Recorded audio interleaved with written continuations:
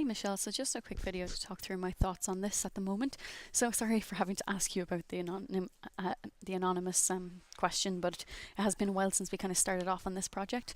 So basically the way I'm thinking about this is if we go into part one, I know this is probably not the real ones, I'm not sure which ones are the real ones at the moment, but it doesn't matter, they're all set up the same way.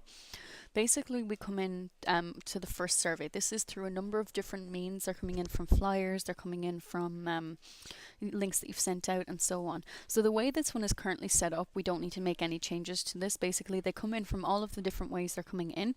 You might be appending the little kind of a channel to the end of the embedded data, or as embedded data, so you know whether they're coming in from a flyer.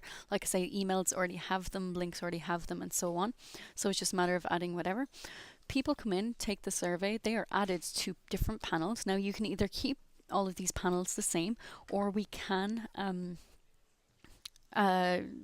group these all into one individual panel if you'd prefer. That's completely up to you. We can talk through that separately.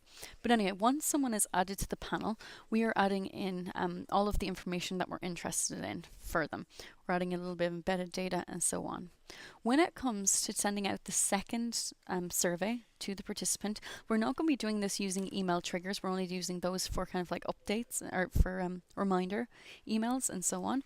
But what we can do with this basically is that in however many months' time that you need to send out the second survey, you would be scheduling that in the email area using samples.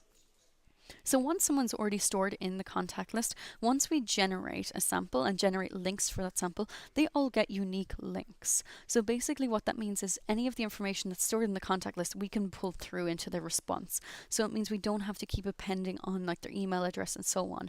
Once they use that unique link, each person, their names, their email addresses, and any embedded data that you have stored in the contact list will pull through. With the embedded data, you just need to make sure the embedded data field name is in the survey flow. You don't need to put in a value.